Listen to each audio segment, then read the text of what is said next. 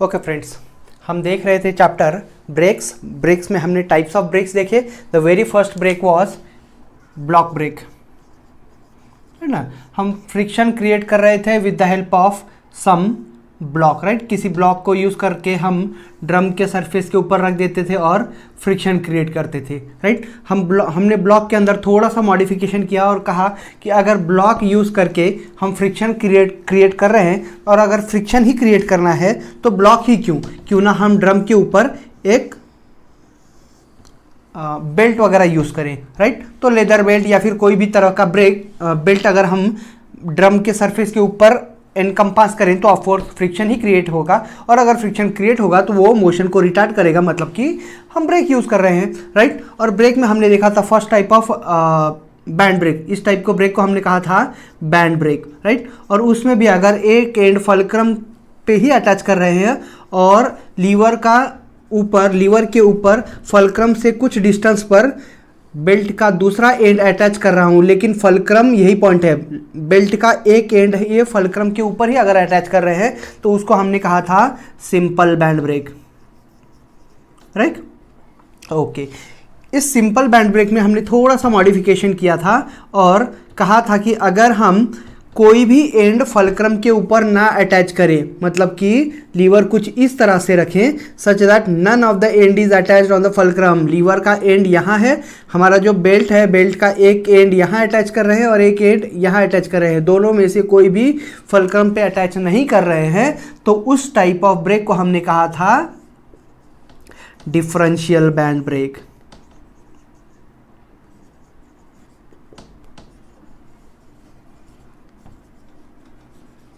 Right. Okay, मतलब कि block break, simple या फिर डिफरेंशियल बैंड ब्रेक, इतने टाइप ऑफ ब्रेक हमने कवर किया, राइट। अब थोड़ा सा हम एडवांटेजेस और डिसएडवांटेजेस ऑफ ब्लॉक और बैंड ब्रेक के बारे में समझ लें, उसके बाद हम समझेंगे कि actually band and block brake है क्या। नाउ जब हम ब्लॉक ब्रेक की बात कर रहे हैं तो ऑब्वियसली हम एक छोटा सा टुकड़ा, मतलब कि एक छोटा सा ब्लॉक कहीं पे कांटेक्ट में लेकर के आ रहे हैं और जितना सरफेस वो कांटेक्ट में लाएगा उतना फ्रिक्शन क्रिएट करेगा, राइट। मतलब कि अगर कांटेक्ट सरफेस कम है तो फ्रिक्शन कम क्रिएट करेगा और ब्रेकिंग टॉर्क भी कम ही क्रिएट होगा, राइट ना, या फिर ब्रेकिंग फोर्स कम क्रिएट होगा, राइट। नाउ हमने कहा कि अगर surface of contact he increase करना है तो उसकी जगह पे बेल्ट यूज कर दिया, राइट। तो हमारा सरफेस ऑफ कांटेक्ट बढ़ गया, हमारा फ्रिक्शनल फोर्स बढ़ गया, और अगर फ्रिक्शनल फोर्स बढ़ गया तो ऑफकोर्स ब्रेकिंग फोर्स भी बढ़ गया, राइट। मतलब कि बैंड ब्रेक का एक एडवांटेज था कि जो हमारा ब्रेकिंग टॉर्क है वो इंक्रीज हुआ, फ्रिक्शनल फोर्स इंक्रीज हुआ, और ब्लॉक ब्रेक के अंदर एक डिसएडवांटेज था कि हमारा कॉन्टैक्ट सरफेस कम था, मतलब कि फ्रिक्शनल फोर्स कम प्रोड्यूस हो रहा था। नाउ अब हम अगर वियर एंड टियर के बारे में बात करें तो ऑफकोर्स अगर फ्रिक्शनल सरफेस कम है तो वियर एंड टियर भी कम ही होगा, राइट। और in case of band break अगर सरफेस ज़्यादा कांटेक्ट में है तो फ्रिक्शन फोर्स ज़्यादा क्रिएट हो रहा है, लेकिन वियर भी तो ज़्यादा होगा, राइट ना। मतलब कि बैंड ब्रेक में एक डिसएडवांटेज था कि हमारा वियर रेट ज़्यादा था, लेकिन एडवांटेज था कि फ्रिक्शनल फोर्स ज़्यादा क्रिएट हो रहा था। और ब्लॉक ब्रेक में एक एडवांटेज था कि wear rate was less but frictional force was also less, that was an disadvantage. अब इन दोनों के एडवांटेज और डिसएडवांटेजेस को हमने कंबाइन कर दिया और मॉडिफाई करके एक टाइप ऑफ ब्रेक बनाया, that was a band and block break, right. हमको ये तो समझ में आया कि अगर मैं बैंड यूज करता हूं तो ज्यादा सरफेस कांटेक्ट में आ रहा है, राइट। और यहां से समझ में आया कि ब्लॉक ब्रेक का जितना सरफेस कांटेक्ट में आएगा तो उसका वियर कम हो रहा है। तो हमने सीधा एक बैंड लिया, बैंड के ऊपर हमने ब्लॉक्स पाइवोट कर दिए, है ना। हमने बैंड के ऊपर से लेदर बेल्ट के ऊपर हमने बहुत सारे ब्लॉक्स पाइवोट किए और उन ब्लॉक्स को अब हम ड्रम के पेरीफेरी के ऊपर अटैच कर रहे हैं, राइट। से हमने एक ब्लॉक यहां लगाया, एक ब्लॉक यहां लगाया, एक ब्लॉक यहां लगाया, से दिस इज योर ब्लॉक, अनेक और एक ब्लॉक और एक ब्लॉक और एक ब्लॉक, है ना, कितने भी नंबर ऑफ ब्लॉक्स। और इन ब्लॉक्स को पहले तो हमने बेल्ट के ऊपर अटैच किया, बेल्ट के ऊपर पाइवोट कर दिया, और अब उस बेल्ट को लेकर क्या है और लीवर को यहाँ पाइवोट कर दिया और एक यहाँ पाइवोट कर दिया, राइट ना। मतलब कि हमने पहले इस बेल्ट के ऊपर ब्लॉक्स को पाइवोट कर दिया, यहाँ फिक्स कर दिया, यहाँ फिक्स कर दिया, इस बेल्ट के सॉरी यहाँ फिक्स किया, यहाँ फिक्स किया, यहाँ फिक्स किया, यहाँ फिक्स किया, यहाँ फिक्स किया, और बाद में फिर उस लेदर बेल्ट को लेकर के आए और उस लेदर बेल्ट को ऐसे ले जा करके सरफेस के ऊपर फिक्स कर दिया, राइट। हम कह देंगे कि ये ब्लॉक नंबर 1 है, ब्लॉक नंबर 2 है, ब्लॉक नंबर 3 है, block number 4, 5, okay 3, this is your 4th block, 5th one, 6th one, 7, it depends, right ना, डायमीटर के ऊपर डिपेंड करेगा कि हमारे नंबर ऑफ ब्लॉक्स कितने रहेंगे, राइट। अब मतलब कि अगर मैं ऐसा कुछ मॉडिफिकेशन करता हूं तो मेरे नंबर ऑफ ब्लॉक्स कांटेक्ट में आ रहे हैं, मतलब कि मेरा number of surface of contact ज़्यादा हो रहा है, मतलब कि फ्रिक्शन फोर्स ज़्यादा होगा। और सिंस आप बेल्ट कांटेक्ट में नहीं है ड्रम के, फ्रिक्शन तो यहाँ क्रिएट होगा, फ्रिक्शन यहाँ क्रिएट होगा, फ्रिक्शन यहाँ होगा, राइट ना। बेल्ट का सरफेस ब्लॉक के कांटेक्ट में नहीं है, कांटेक्ट में है, बेल्ट का सरफेस ड्रम के कांटेक्ट में नहीं है, ब्लॉक का सरफेस ड्रम के कांटेक्ट में है, मतलब कि वियर रेट अब कम होगा। और इन केस अगर ब्लॉक वियर भी होते हैं तो मैं इंडिविजुअल ब्लॉक्स रिप्लेस करूंगा, राइट ना। So such type of construction is your band and block break, right. ऐसा इस तरह का अगर कुछ मैकेनिज्म ब्रेकिंग के लिए हम यूज करते हैं तो हम कहेंगे उसे band and block brakes system, right. Now अगर मैं कहूं कि ये लीवर है सच दैट ओ, इस पॉइंट को हम नाम दे देंगे बी, इस पॉइंट को ए, एक एंड ए पे अटैच है बैंड का, दूसरा बैंड का जो एंड है वो पॉइंट बी के ऊपर अटैच है, और ऑब्वियसली अगर मुझे ब्रेकिंग फोर्स लगाना है तो मैं इस एंड पे फोर्स लगाऊंगा P in downward direction, right ना। हमने पिछले लेक्चर में देखा था कि अगर ओ ए की लेंथ ओ बी से बड़ी है तो ऑब्वियसली मुझे फोर्स डाउनवर्ड्स लगाना पड़ेगा, लेकिन जहां ये लेंथ मतलब कि ओ बी ओ ए से बड़ी हो जाएगी तो मुझे फोर्स अब अपवर्ड्स लगाना पड़ेगा, राइट। इट डिपेंड्स कि मैं फोर्स जैसे लगाऊंगा तो मेरी मूवमेंट किस डायरेक्शन में होगी, राइट।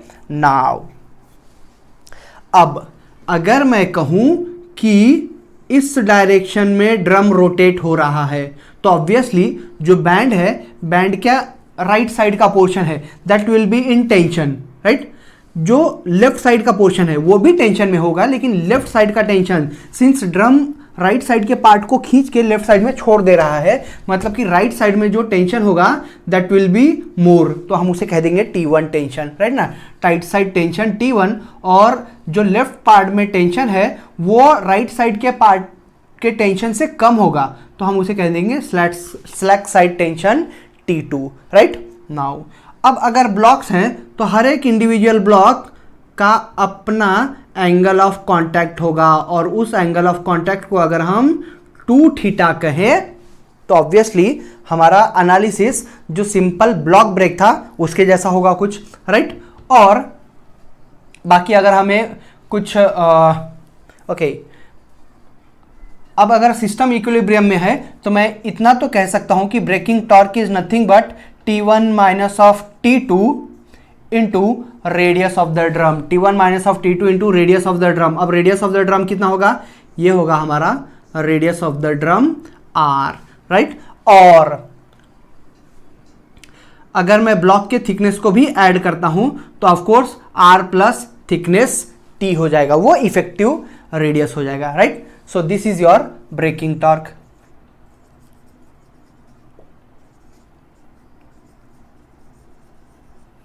नाउ एक बात जो यहां पर tension ratio,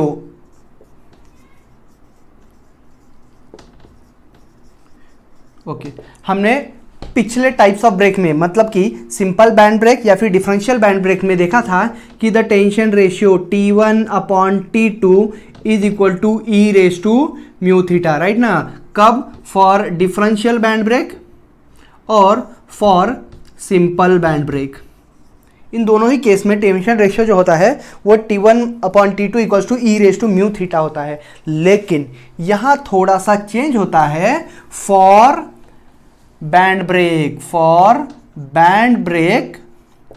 band brake tension ratio जो होता है that is T1 upon T2 की जो वैल्यू होती है that is equal to 1 plus mu into tan theta upon 1 minus mu into tan theta raise to the power n।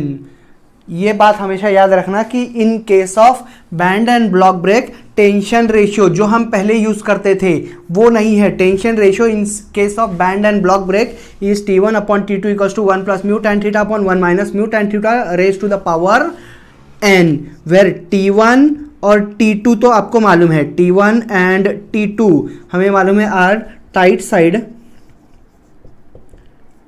And slack side tensions, tight and slack side tensions. Okay, mu भी आपको मालूम है, it is nothing but coefficient of friction.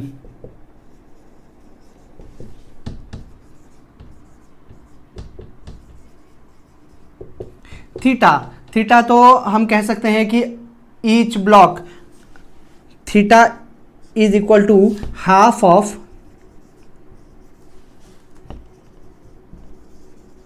Angle of contact of individual. हर एक block जो angle of contact बनाएगा वो 2 theta बनाएगा, तो हम कह सकते हैं जो थीटा है वो हाफ ऑफ 2 थीटा, मतलब कि 2 थीटा बाई 2 है, right. So half of angle of contact of individual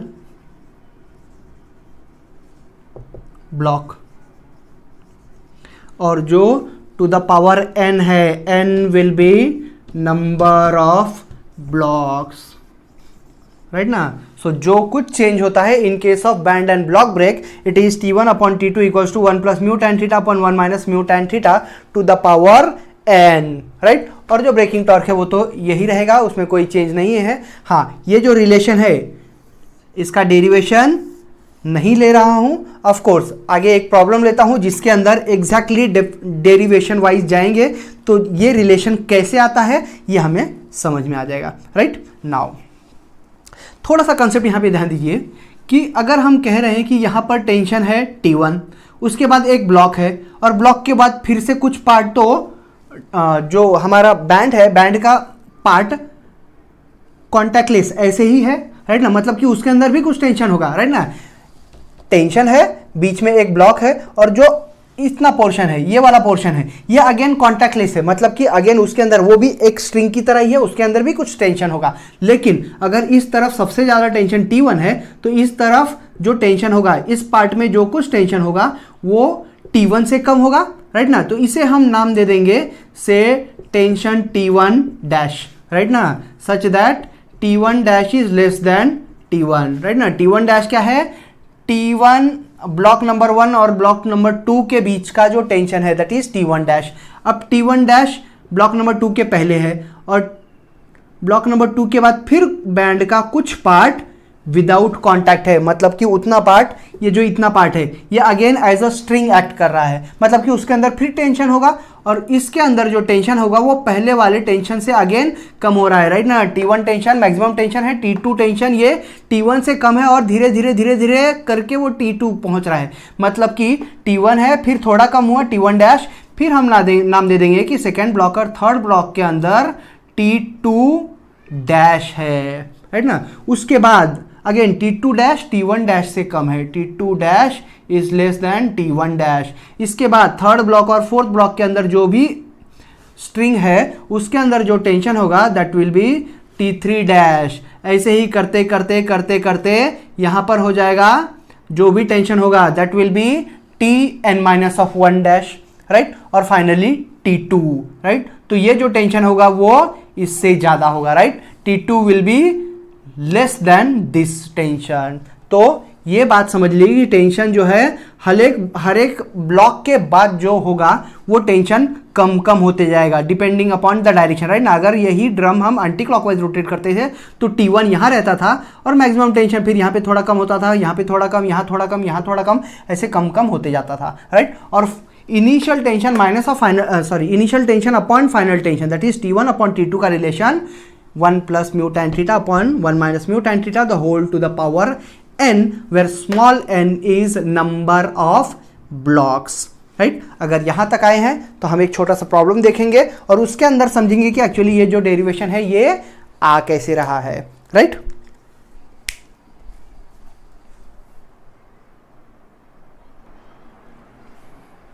okay, let us read the question and find out the given data. उसके बाद हम देखेंगे कि हमें करना क्या है और फिर अप्रोच करेंगे, राइट। ओके, इन फिगर मतलब कि फिगर दी हुई है, right. This figure is given in figure the band is lined with 12 blocks. The band is lined with 12 blocks मतलब कि नंबर ऑफ ब्लॉक्स n जो है that is 12, right. The band is lined with 12 blocks, each of which subtend an angle of 15 degree. Each block is subtending an angle of 13 degree, मतलब कि 2 theta दिया है, right ना। हर एक block जो है वो हर एक ब्लॉक का एंगल ऑफ कॉन्टैक्ट 2 थीटा है, राइट। और 2 थीटा हर एक ब्लॉक कितना बना रहा है 15 डिग्री, मतलब कि हमें थीटा की वैल्यू कितनी मिलेगी 7.5 डिग्रीज, राइट। सो 2 थीटा हमें मिला है center of the rotating drum, right. The thickness of the block is 75 mm. Thickness of the block मान लेंगे कि t is small t is thickness of the block, it is given as 75 mm, right. And the diameter of the drum, let that diameter small d मान लेंगे, diameter of the drum is 850 mm, मतलब कि हमें radius of the drum r मिल जाएगा, that is 425 mm, right. Okay यहाँ तक तो आ गए। नाउ mm में है, हम आगे चल के मीटर में कन्वर्ट कर लेंगे।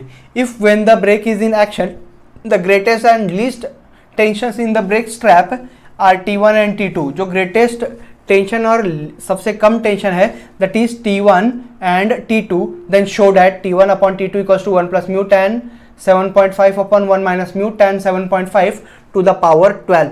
हमें ये जो रिलेशन है ये रिलेशन प्रूव करना है। कब? अगर T1 सबसे ज़्यादा टेंशन है और T2 सबसे कम टेंशन है in the strap, right. Okay, where mu is coefficient of friction, इसके अंदर जो म्यू है वो कोएफिशिएंट ऑफ फ्रिक्शन है। Also find the least force at C। Least force यहाँ पे C पे, राइट, यहाँ पे P दिया हुआ है, हमें P की वैल्यू फाइंड आउट करनी है। P की वैल्यू फाइंड आउट करनी है for the blocks to observe 25 kilowatt. अगर ब्लॉक्स टोटल जो पावर ऑब्जर्व कर रहे हैं that is 225 kilowatt at 240 RPM and coefficient of friction is 0.4, right. Okay, the problem is in 2 parts. Problem 2 part में है, एक इसके ऊपर, राइट ना, ये तो दूसरा पार्ट हो गया। इसके पहले हमें यहाँ तक प्रूव करना है और प्रूव करने के बाद उसके बाद हम आगे की बात सॉल्व करेंगे, राइट। ओके, तो हमें ये डायग्राम दी हुई है, direction of rotation is clockwise. अगर डायरेक्शन ऑफ रोटेशन क्लॉकवाइज है तो क्या मैं कह सकता हूं कि यहां पर एक्ट करेगा tight side tension T1 and at this point the slack side tension T2 will be acting such that T1 is the greatest tension, T2 is the least tension, right ना। नंबर ऑफ ब्लॉक्स 1 2 3 4 अगर मैं कहूँ तो 12 blocks हैं 1 और 2 के बीच में, 1 और सेकेंड ब्रेक के बीच में जो भी स्ट्रैप है वहाँ पे कुछ टेंशन होगा, उस टेंशन को हम नाम दे देंगे T1 डैश। 2 और 3 के बीच में जो टेंशन होगा उसे T2 डैश, यहाँ पर T3 डैश। सिमिलरली यहाँ पर कुछ आ जाएगा T11 डैश और finally T2 T11 dash will be greater than T2, right. Okay, अब अगर हमें ये रिलेशन प्रूव करना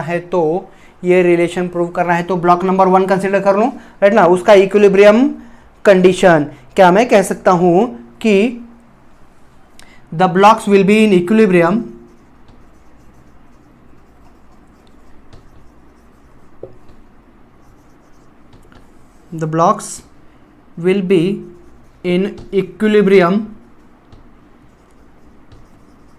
अंडर फॉलोइंग फोर्सेस। अगर मैं ब्लॉक नंबर 1 को कंसिडर करूं तो ब्लॉक नंबर 1 कुछ ऐसा रहेगा। ये हमारा block number 1 is subtending an angle of 2 theta, तो यहाँ कुछ एंगल हो जाएगा हमारा थीटा, ये होगा एंगल थीटा। नाउ एक तो नॉर्मल रिएक्शन एक्ट करेगा अपवर्ड डायरेक्शन में दैट इज Rn। ओके, अगर मैं डायरेक्शन ये अज्यूम करता हूँ तो हमारा फ्रिक्शनल फोर्स यहाँ एक्ट करेगा, that is mu into R N.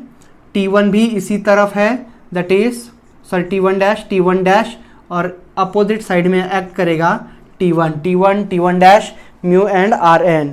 So T1 okay, T1 T1 dash इस तरफ रहेगा और T1 यहाँ है, right. So T1 and mu are acting in same direction, mu into R N frictional force. Okay, now अगर मैं equilibrium की बात करता हूं तो can I say that the blocks each block will be in equilibrium under 2-3 forces, that is the tight side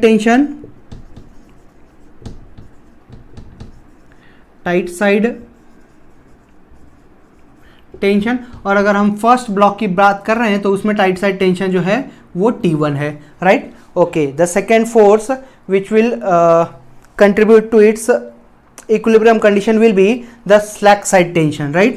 The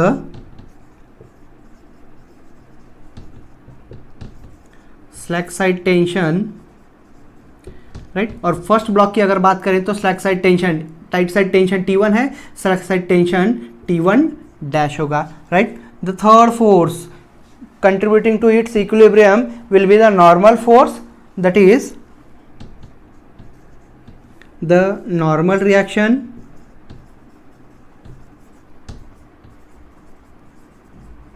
and that normal reaction is Rn, and the fourth thing will be normal reaction होगा frictional force रहेगा, right ना, the frictional force,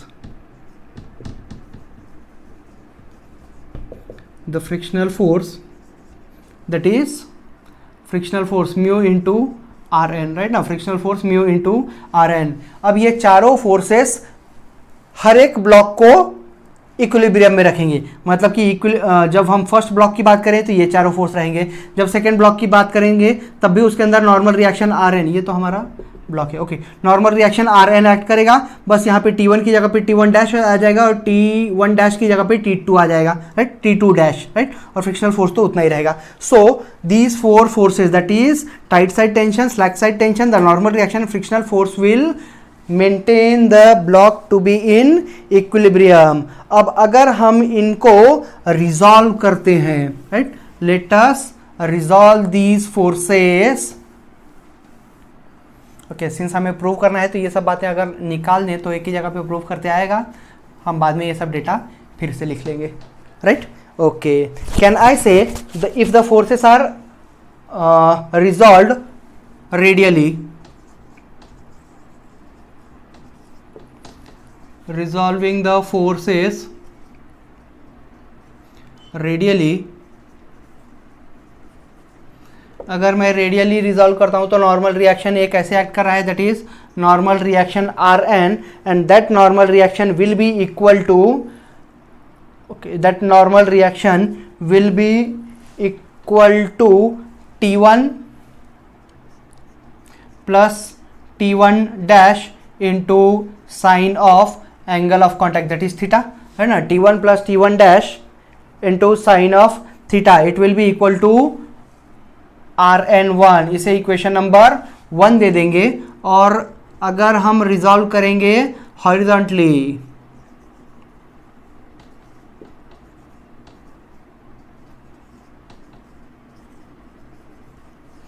तो can I say that mu into R N will be equal to, mu into R N will be equal to T1 minus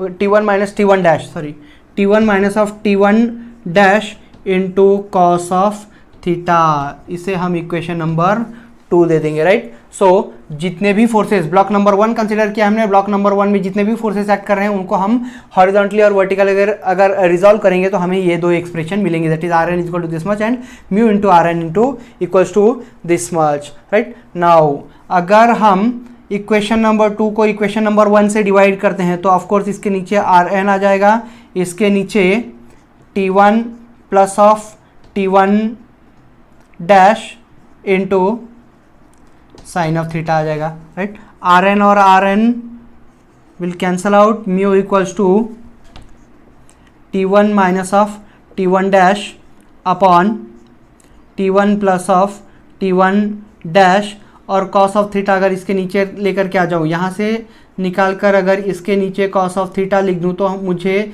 यहाँ मिलेगा tan of theta, और इस tan theta को अगर मैं यहाँ से निकाल कर tan थीटा को म्यू के साथ मल्टीप्लाई कर दूँ तो मुझे मिलेगा mu into tan of theta, right. So हमारे पास एक्सप्रेशन कुछ ऐसा आता है। अब इसे अगर मैं सॉल्व करूँ तो ये दोनों तो मल्टीप्लाई होंगे, that is T1 minus of T1 dash, right ना। ये expression will be equal to इनका multiplication, that is will be equal to T1 into mu tan of theta, है ना। T1 into mu into tan of theta plus of इसके साथ इसका multiplication will be T1 dash into mu tan of theta, right. Okay, T1 का term एक तरफ ले लेंगे, T1 माइनस ऑफ ये जो टर्म है इसे इक्वल साइन के इस तरफ लेकर आ जाएंगे, T1 into mu into tan of theta will be equal to, हमारे पास राइट साइड में बचा है T1 dash mu into tan of theta, और ये वाला पार्ट T1 डैश अगर राइट साइड में लेके जाओ इक्वल साइन के तो वो प्लस हो जाएगा and it will be T1 dash, right. Now left part में इक्वल साइन के लेफ्ट पार्ट में T1 इज कॉमन, तो क्या मैं इसे ऐसा लिख दूं T1 इंटू इन ब्रैकेट अगर T1 कॉमन ले लिया तो 1 minus mu into tan of theta, right ना। T1 minus 1 minus mu into tan of theta is equal to right side part में अगर मैं T1 डैश कॉमन लेता हूँ, T1 डैश अगर मैं कॉमन ले लूँ तो mu tan theta plus of 1, है ना। Mu tan theta plus of 1 पहले लिख लेंगे, 1 plus mu tan of theta, right. अब इसे अगर मैं सिंप्लीफाई करूँ तो T1 और T1 डैश को नीचे ले लूँ तो T1 upon T1 dash will be equal to 1 plus mu tan of theta upon 1 minus of mu tan of theta, right. Okay, मतलब कि हमने फर्स्ट ब्लॉक के लिए कुछ ऐसा प्रूव किया कि T1 upon T1 dash equals to 1 plus mu tan theta upon 1 minus mu tan theta, right. Okay, similarly क्या मैं ऐसा प्रूव कर सकता हूँ कि फर्स्ट ब्लॉक के लिए अगर मैं यही प्रोसीजर सेकंड ब्लॉक के लिए यूज़ करूँ तो सेकंड ब्लॉक के लिए यही प्रोसीजर हो जाएगी T1 dash upon T2 dash and it will be again equal to 1 plus mu tan of theta upon 1 minus of mu tan of theta, right ना। अब अगले थर्ड ब्लॉक के लिए अगर मैं करूं तो मेरे पास ये रिलेशन आएगा T2 dash upon T3 dash is equal to same relation, right. या फिर मैं अगेन ये भी कह सकता हूं कि यही रिलेशन मुझे T3 dash upon T4 dash के लिए मिलेगा, राइट। और कब तक मिलेगा? जब तक हमारा 12th वन लास्ट ब्लॉक नहीं आता है तब तक। तो क्या मैं ऐसा लिख सकता हूं कि T1 upon T2 is nothing but T1 upon T1 dash, है ना। T1 upon T2 is nothing but T1 upon T1 dash into, है ना। अगर सबका हमने मल्टीप्लाई किया तो T1 upon T1 dash into T1 dash upon T2 dash into T2 dash upon T3 dash, right ना। T1 upon T2 chain rule अगर मैं लगाते जाऊँ तो T1 डैश ये कैंसिल इंटू ये करते करते क्या मैं ऐसा कह सकता हूं कि T12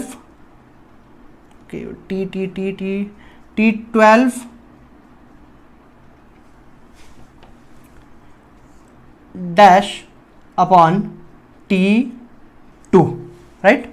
और अगर इनका मल्टीप्लिकेशन लेता हूं तो 1 इंटू 1 2 1 प्लस 1 2 इन सबके पावर्स ऐड होते जाएंगे, राइट ना। T1 अपॉन T डैश यही क्वांटिटी है, T1 अपॉन T2 डैश यही क्वांटिटी है, T2 dash upon T3 dash यही क्वांटिटी है, T4, राइट ना। मतलब कि ये क्वांटिटी कितनी बार आएगी?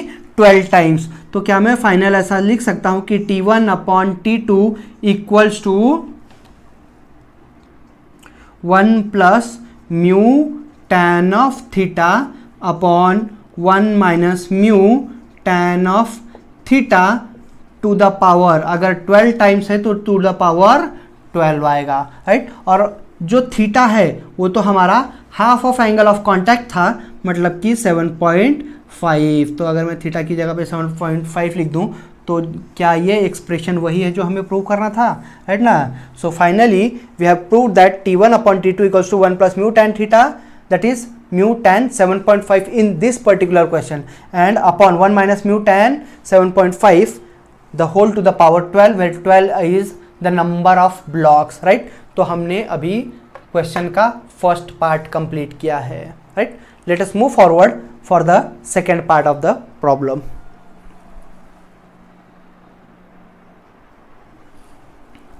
ओके, चलिए आगे बढ़ते हैं और देखते हैं कि part number 2 of the question कैसे सॉल्व करेंगे। The second part says, okay, मैंने ये पूरा डेटा जो हमने पहले लिखा था और बाद में रफ कर दिया था उसे फिर से लिख लिया है। So moving to the second part of the question, also find the least force at C point पे जो P फोर्स लग रहा है वो हमें फाइंड आउट करना है। ओके, यहाँ P हमने लिखा है तो इसे पावर कंसिडर कीजिए, right. So the given P that is your power, और हमें फाइंड आउट करना है the magnitude of force applied at C. P की वैल्यू फाइंड आउट करनी है इफ इट अब्जॉर्ब्स, है ना। इतना 225 किलोवाट का पावर, 225 किलोवाट हमने वाट में कन्वर्ट कर लिया, 225 into 10 to the power 3 watt at 240 RPM, when the speed is 240 RPM.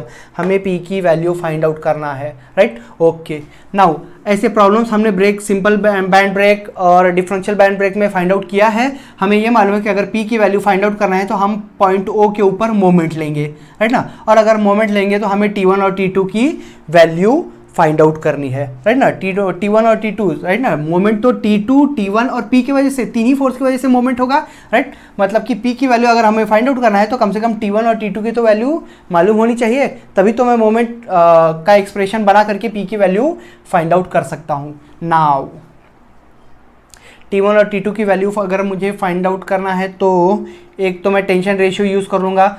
For band and block brake tension ratio अभी हमने डिराइव किया, that is T1/T2 equals to 1 plus mu tan theta upon 1 minus mu tan of theta the whole to the power n, where n is number of block, right ना। इस relation को अगर मैं use करूँ तो T1 और T2 में हमें कुछ तो रिलेशन मिलेगा, लेकिन इसमें से कोई एक वैल्यू तो हमें पता रहना चाहिए, राइट ना। एक ही एक्सप्रेशन में दो अननोन्स नहीं, हमें पावर दिया है, राइट। पावर कितना दिया है? Power is 225 into 10 to the power 3 watt दिया है, राइट। हमें ये मालूम है कि जो पावर होता है, पावर इज इक्वल टू, क्या मैं कह सकता हूँ कि power is equal to power force into velocity omega, angular velocity, right ना। और जो फोर्स है वो फोर्स कुछ नहीं तो T1 माइनस ऑफ T2 होगा, राइट ना। T1 T2 since opposite direction में तो ऑफ कोर्स उनका नेट फोर्स होगा, net force into angular velocity pi dn, okay. Linear velocity v ले लेंगे, right. So that will be power. Now क्या मैं कह सकता हूँ कि अगर मुझे पावर दिया है that is 225 into 10 to the power 3, तो T1 minus of T2 is equal to velocity जो होगा वो होगा पाई dn बाय 60, राइट ना। और लेकिन ये जो d है that should be diameter of the drum नहीं, ब्लॉक के साथ कंसिडर करेंगे, राइट ना। हमें ये तो मालूम है कि ये जो ड्रम का डायमीटर है दैट इज स्मॉल d, और जो पूरे बैंड का डायमीटर होगा वो तो इतना होगा, मतलब कि दोनों भी थिकनेस इसमें ऐड होगा। तो मैं क्या मैं कह सकता हूँ कि capital D is equal to small d plus of 2 times thickness, right ना। डायमीटर के अंदर थिकनेस यहाँ भी ऐड होता है और दूसरी तरफ भी थिकनेस ऐड होगा, तभी तो पूरा डायमीटर देगा, राइट ना। डायमीटर हमें दिया हुआ है 850 mm, 850 mm plus of 2 times thickness of the block is 75, 2 times 75 मतलब कि plus of 75 to 150 equals to 850 plus 150 equals to 1000 mm, right ना। ये हमारा mm में मिल जाएगा, और इसे अगर मैं कन्वर्ट करूँगा तो 1 मीटर हो जाएगा, राइट। सो डायमीटर तो है हमारे पास, स्पीड भी है, तो ऑफ कोर्स एक रिलेशन तो यहाँ से तैयार कर सकते हैं हम।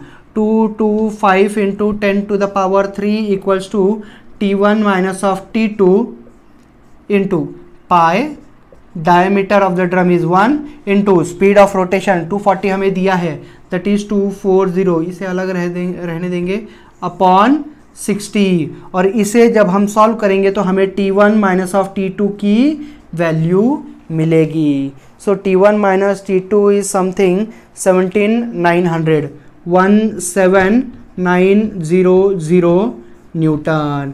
हमें एक रिलेशन मिल रहा है कि T1 माइनस T2 जो है वो इतना है, और हमें मालूम है कि टेंशन रेशियो अगर मैं यूज़ करूं तो टेंशन रेशियो पे से हमें और एक रिलेशन मिलेगा जो हमें बताएगा T1 और T2 के बीच में क्या रिलेशन है. राइट. सो यहां जाते हैं.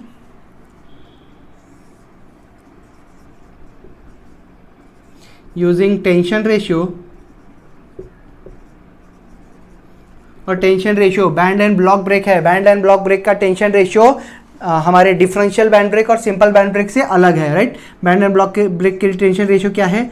T1 upon T2 equals to 1 plus mu tan theta upon 1 minus mu tan of theta the whole to the power number of blocks equals to T1 upon T2 equals to mu 1 plus mu, मतलब coefficient of friction हमें दिया है 0.4 into tan of theta. 2 theta की value, 2 theta is 15 degree, तो हमें theta है 7.5 degree.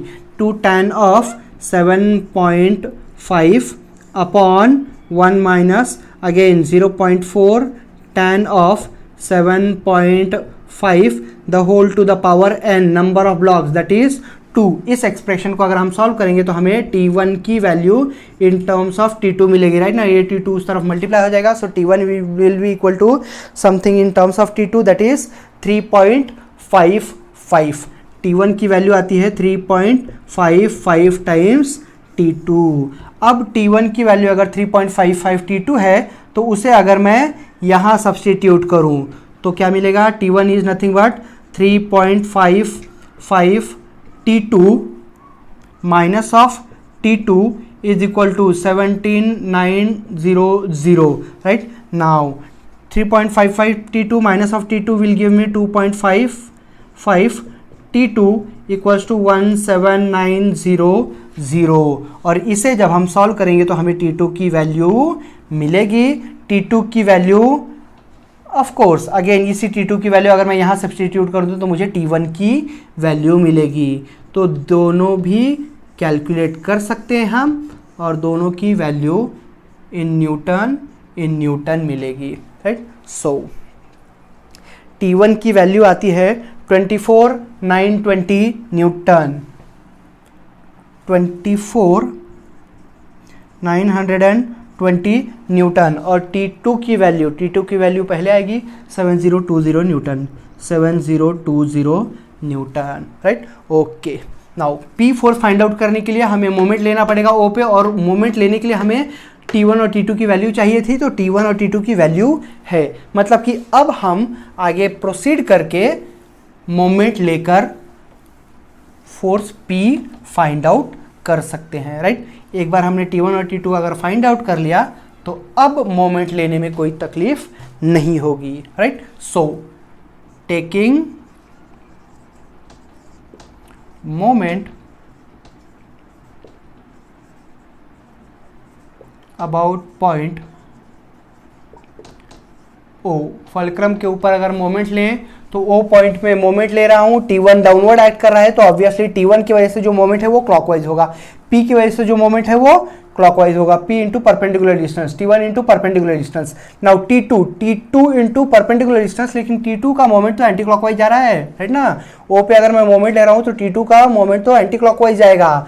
So P into perpendicular distance is 500 mm 0.5 meters, plus P के साथ ऐड होगा T1 का मोमेंट क्योंकि वो भी क्लॉकवाइज जा रहा है. So T1 into perpendicular distance is 30 mm in terms of meter will be 0.03 meters will be equal to T2 तो एंटी क्लॉकवाइज जा रहा है इसलिए इक्वेट कर रहा हूँ.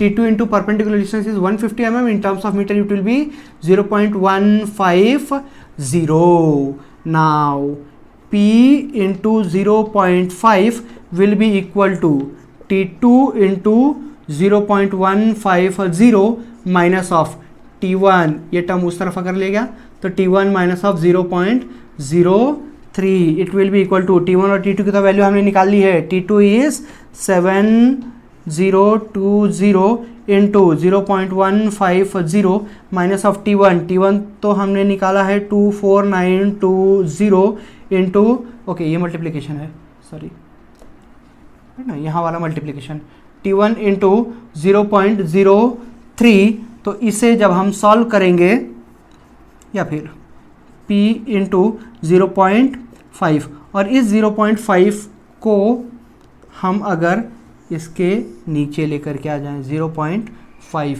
पहले न्यूमरेटर सॉल्व कर लो 0.5 से डिवाइड करो तो हमें मिलेगा the external applied force P and it's value आती है 610.8 Newton. So 610.8 Newton of force is required to be applied at point C for producing this much power, right? तो जो second part of the problem था वो भी हमने complete किया है. Okay, thank you.